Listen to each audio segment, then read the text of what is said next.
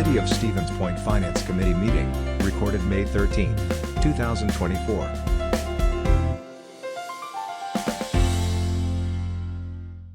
Okay, it's 7:13. We'll call the meeting to the Finance Committee to order. A roll call, please. Christensen. Here. Morrow. Here. Broderick. Here. Shuda. Here. Kamer. Here. All right. We definitely have a quorum. Our second item is the designation of an official newspaper for city publications. Yes, so we received one bid from the Stevens Point Gazette, and the increase from last year ranges from 3.8 to 5.4%. So what would your recommendation be? The recommendation would be to approve since we only got Since you only got one. bid. Okay. Alder Morrow, so moved. Alder Let's Morrow move. moves approval. Is there a second? Second by Alder Shuda. Any comments? Mine only would be, it'd be nice if we'd get more than one bid on things, but It would. the state statutes are also pretty restrictive as far as who qualifies an official, as an official newspaper, so. All right, the motion is on the floor and has been moved and seconded. All in favor would signify by saying aye. Aye. Aye, and opposed would be no. That passes unanimously. Item number 2, consideration of a claim that Lindsey Johnson struck in the head with a hockey puck at Willett Arena. Any information on that? We do have a letter in our packet. Yes, so basically, it's pretty self-explanatory. The claimant was struck in the head with a hockey puck and is looking for reimbursement for her out-of-pocket expenses from her, for whatever the insurance company didn't cover. We did submit it to our insurance company, as we always do with liability claims. They reviewed it. They found that it does fall under recreational immunity. So basically, any time that there's an incident in one of our parks, one of our recreational facilities, one of the major statutes at play is known as recreational immunity, provides the city with immunity from liability related to recreational activities. So it did determine that being a spectator is part of a recreational activity, so therefore falls under the immunity statute. So therefore, the recommendation is to deny. What's the committee's wishes? Move to, Alder Broderick with a motion to approve. Is there a second? Or deny. To To deny, To deny yeah, the claim. to accept the staff recommendation to deny the claim. I also Second by Alder Morrow. All in favor of denial of the claim? Should we ask, we need to ask if the claimant's here. We don't have to, well, is the claimant available? Who would like to speak? Anyone from the public? Okay. Hearing none. All in favor of the denial of the claim signify by saying aye. Aye. Aye, and opposed would be no. Claim is denied. Item number 4, approval of the modification of the annual transfer amount from the general fund to the capital projects fund. Corey? Yes, so annually, we do make a transfer from the general fund, which accounts for most of the financial activities of the city, to the capital projects fund, and the reason for that transfer is that typically we have some money left over at the end of the year with either expenditures coming in under budget or revenues coming in over what was budgeted. We were pretty aggressive in how we budgeted this transfer for the 2024 budget cycle. We budgeted $1,491,400 and completed our audit field work reconciling the entire year back in April, and we're looking at a little bit of a drop in fund balance. It's not an extreme drop, but drop from $12,982,000 to $12,400,000, so a drop of almost $600,000. So looking to mitigate that a little bit, just because it is a good practice to keep a stable fund balance. Your fund balance really should be stable or growing. So luckily, we do have some unspent capital project funds from 2023. which means that we're not, we really don't have to make this large of a transfer in order to fund our capital projects for 2024. So basically what my recommendation would be is that we use those unspent capital project funds from 2023 to reduce that transfer from the $12,491,400 down to $923,400, which basically will mostly take care of that issue in terms of the drop in unassigned fund balance. Okay, is there a motion to approve? Motion, so moved. Okay, we have a motion by Alder Morrow. Is there a second? I'll second. Second by Alder Kiemer. Stable fund balance is one of the things that's taken into consideration when they do such things as issue bonds and those types of things. It is, yes. And So it's in our best interest to try to keep a stable. Excellent.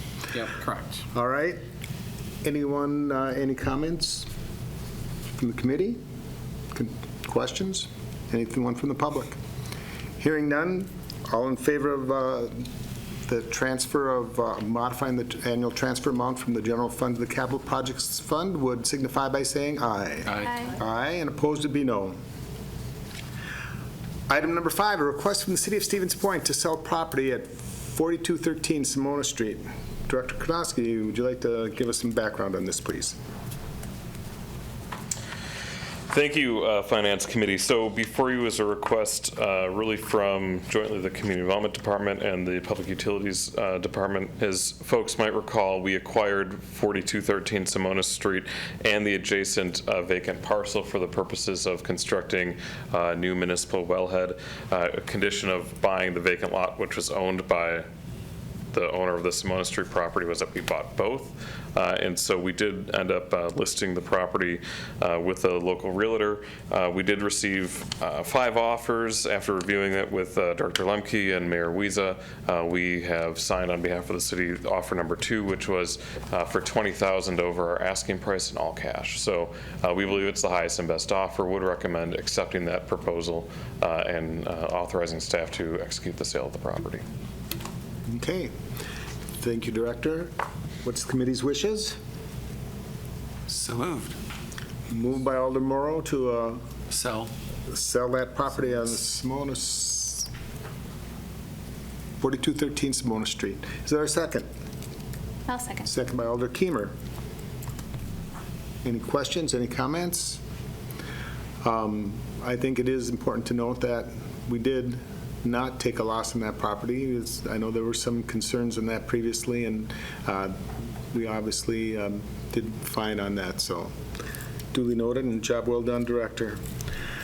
All in favor of approving that sale signify by saying aye. Aye. Aye, and opposed would be no.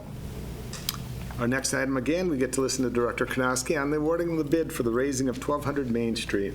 We get to listen. Privilege. We have the opportunity. The privilege of listening to.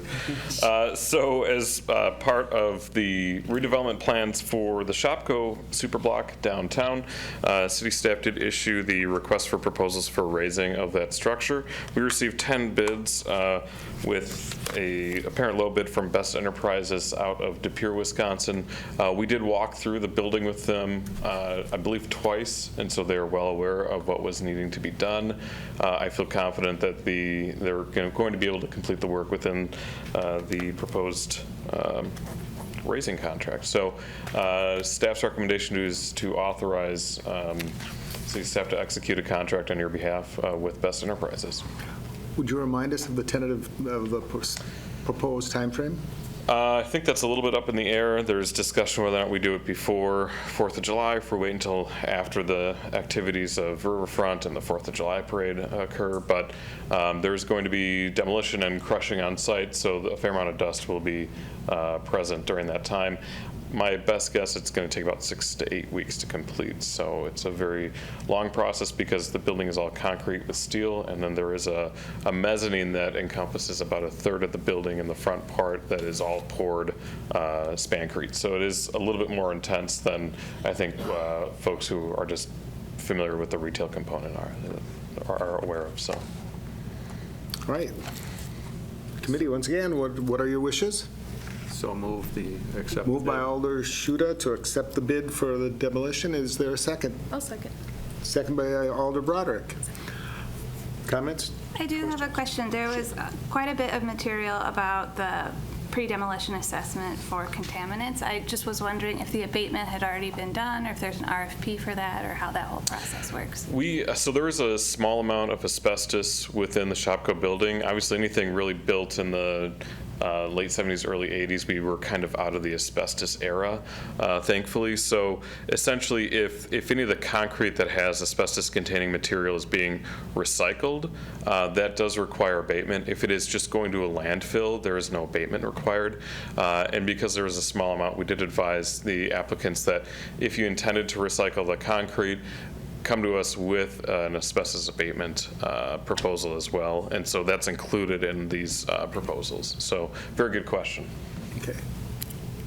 Any other questions?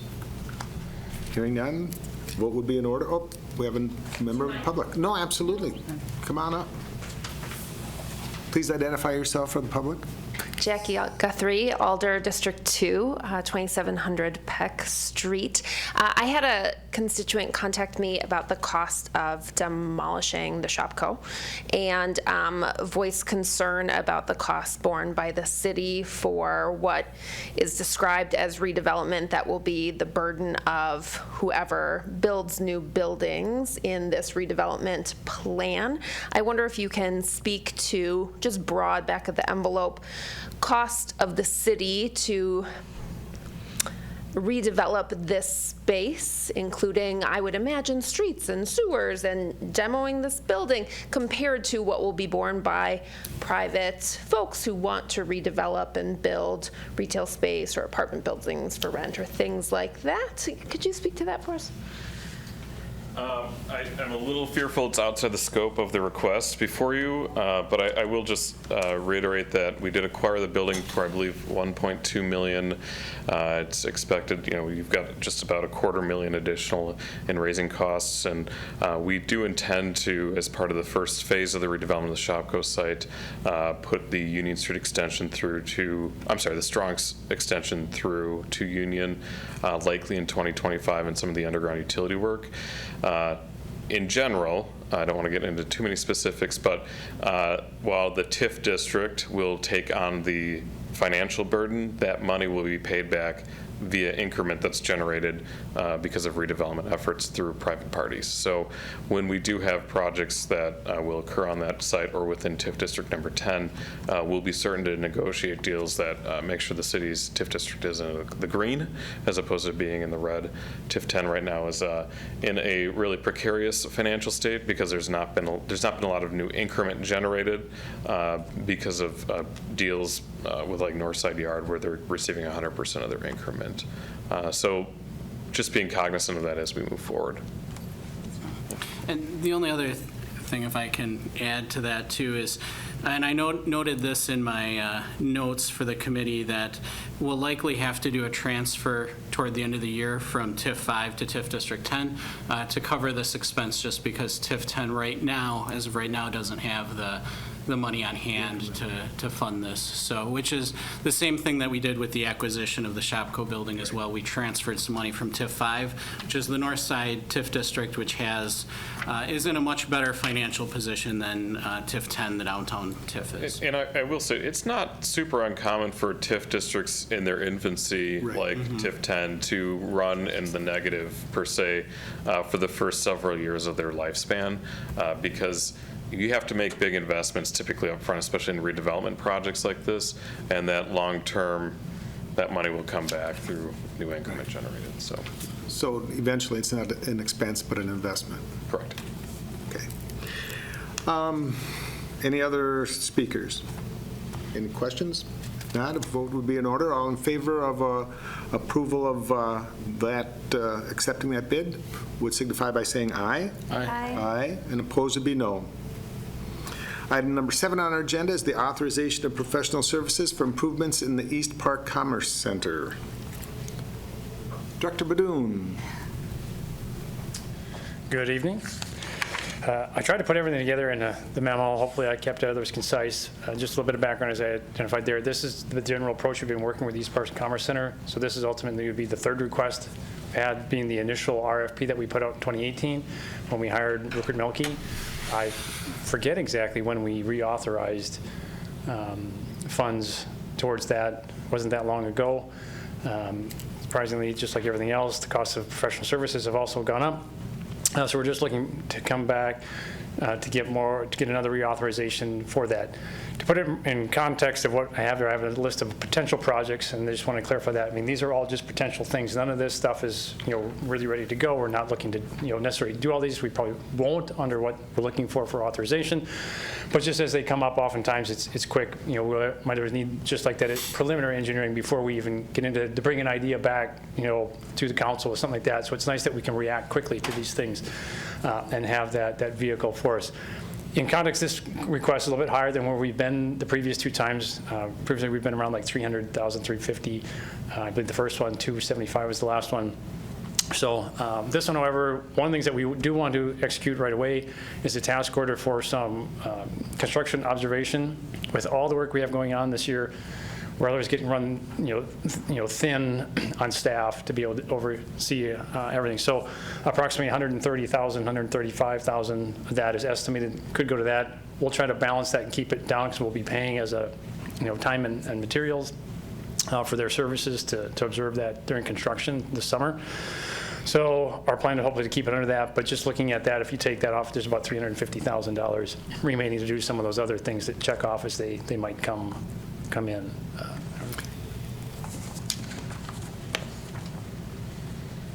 Yeah, I would just say, community development is the problem why we have so many projects with Badger Avenue and the Forest Creek subdivision project. So I apologize to Director Badoon and his staff. But yeah, in general, the general philosophy of East Park Commerce Center has not been the field of dreams. We don't build it and they will come. It's been very deliberate in how we've expanded our roadways and our utility extensions, and now with the planned rail spur and siding tracks. So very deliberate, done strategically as projects occur. I think that's a really good way of us developing East Park Commerce Center as that project moves forward. There is this general master plan, but we've deviated already from some in the last decade since the creation of East Park Commerce Center. But it is really important for us to be nimble, to work with a contracted engineer, so as projects come up, we can get information out and we're not delayed by the bureaucratic process that is committees. And so having this pre-authorization is really important to keeping developers happy and moving projects forward. So I know in the memo it was described kind of as an a la carte type of approach, and I think that's very appropriate. It's nice to be able to fit the project to exactly what you need, and so you don't have to all of a sudden have planning taking place for things that might not be. We're only paying for the things that we do need when we need them, and so I think that's a very thoughtful approach. So, committee, what are your wishes? I would move approval. Approval moved by Alder Keemer. Is there a second? Second. Second by Alder Morrow. Comments, questions from the committee? Anything that we could do to help speed things up a little bit through the committee process. Yeah, We try our hardest. The undue delay that we provide, I know it's hurtful. we appreciate it. So do we. Any other comments? All right. Hearing none, a motion, the vote would be in order for the authorization of the professional services for the improvements in the East Park Commerce Center. All in favor of that authorization would signify by saying aye. Aye. And opposed would be no.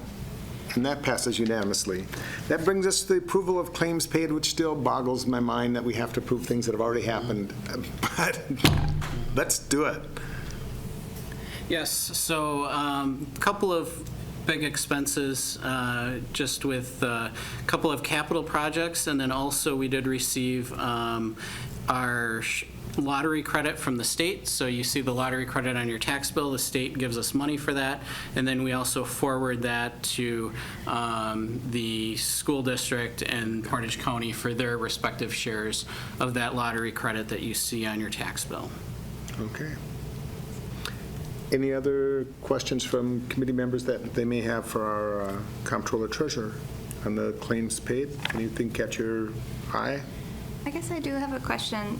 The first item of that page talks about a return of 2023 unspent EMS funds, and I guess, yeah. Oh, sure, yeah, happy to answer that question. So we get an annual amount from the county for providing countywide EMS service, and basically anything that is not spent during that year, we return to the county. We basically say, okay, you gave us this much money, we didn't use it all, so here's what's remaining, and then it goes back to the county, and they're supposed to use it for improving the overall EMS system. So, yeah, certainly that's significant that, we came in $118,000 under that contract amount. So certainly, it's too bad nobody from the fire department is here, but props to the fire department for keeping those costs down for the Portage County taxpayers. While providing outstanding service. Yes. That's a great combination. Good question, though. Okay, any other questions? Hearing none, then we will, is there a motion to approve the claims paid? So moved. Moved by Alder Morrow. Is there a second? A second. Second by Alder Broderick. All in favor of that motion signify by saying aye. Aye. Aye, and opposed would be no. Claims have been approved. We will now be adjourning into closed session pursuant to State Statute 19.85, parent 1, parent E, for the deliberating and negotiating the purchase of public properties, the investing of public funds, or conducting other specified public business whenever competitive or bargaining reasons require a closed session on the following. There's a negotiation of a development agreement for a project 1800 Maria Drive, and B, a negotiation of a development agreement amendment for the property at 1011 2nd Street. We will be reconvening for possible action after that above referenced closed session, and we will be adjourning then, I guess, in open session. Okay, and I guess you see Director Konoski was shaking his head no, so that we don't need to go into, it is on the agenda to go into open session. Yes. That's kind of standard language that we put on, Okay. just in case. Just in case We we need have- to, but, but in this case, we won't need to go back into Okay. open session. So, All right, so then we will be, just so the public knows, we will be adjourning in closed session, so then Seth doesn't have to hang around.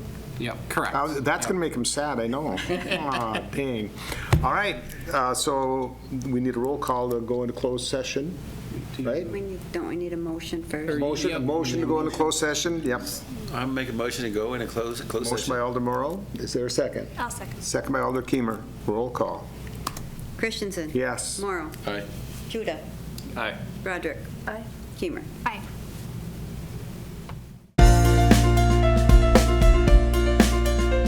A video of this meeting is available for viewing on the city's website, stevenspoint.com/videos.